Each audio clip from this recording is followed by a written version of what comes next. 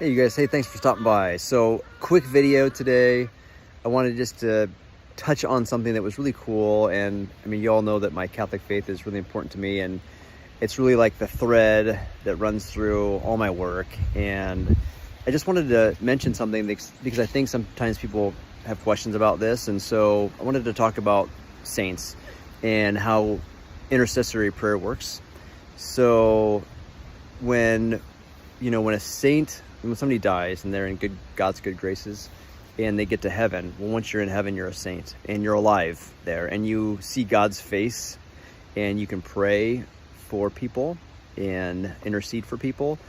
And so as a Catholic, we have these saints that we can pray to. Maybe they're our grandparents, maybe they're somebody close to us, maybe they're a child that has passed away and they're in heaven now with God, and they can pray for us. And they're human and they've gone through things that we're going through, and especially like if they're related to you, that's part of your family, and so they can pray a special way for you.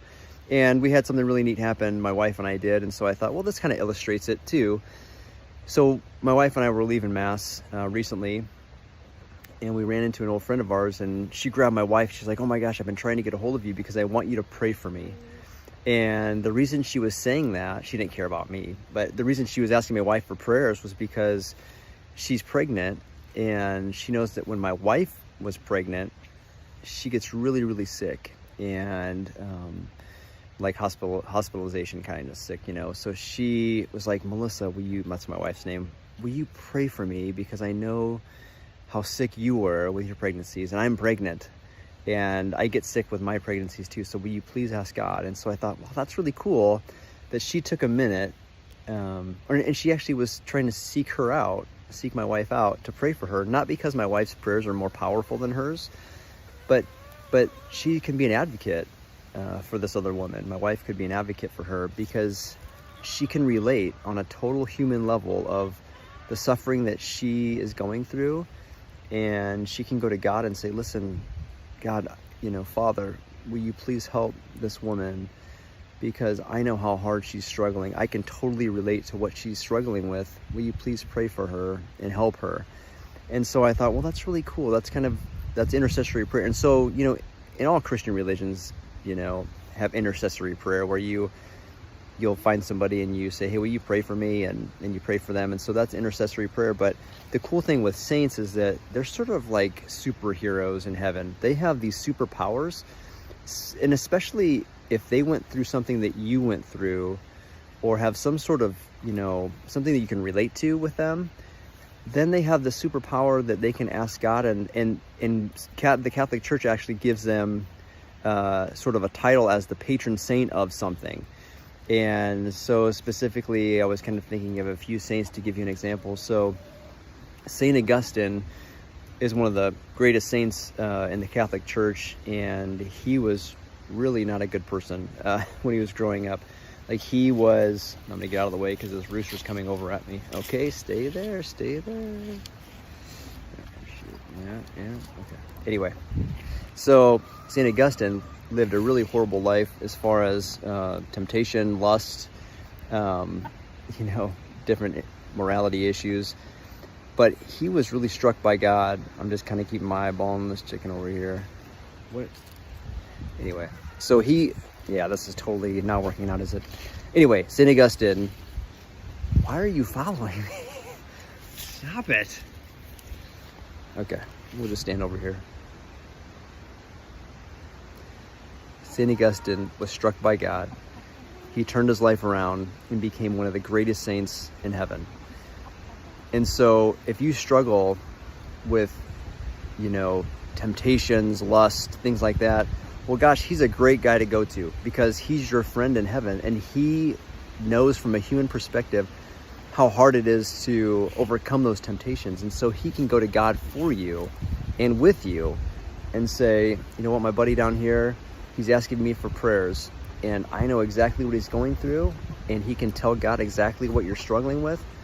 And it's one more advocate for you, and somebody that actually lived a good, holy life at the end of his life. And so he's got a lot of pull with God. He's in heaven and he sees him face to face. And so, that's a good example. Now, let's say that you have a headache. Let's say you're struggling with a headache. So Saint Denis, sorry about the sun.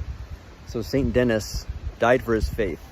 He was martyred because he was a Christian. And what they did is they cut his head off. And after they cut his head off, he picked his head up and held it in his hands. Saint Denis did. And then he walked around for a little while and he preached the gospel holding his head in his hands. I'm just watching these chickens over here. Anyway, so he held his hand, so which is kind of a crazy story, but the Catholic Church gives him the title of, one of his titles is the patron saint for headaches, because they cut his head off. And so in a humorous, weird, morbid kind of way, he's somebody you can say, man, I got a migraine, and Saint Denis, please pray for me. And so he has a special superpower that he can go to God with your problems, with your headache.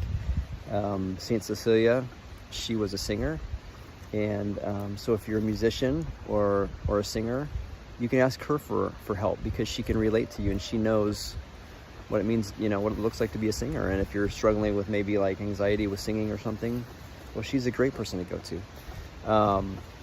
Saint Lawrence, another one. It's very powerful, very specific, patron saint of people that barbecue, which kind of sounds strange, right? Well, he was killed for his Catholic faith because, or the way that they did it was they put him on a grill and grilled him.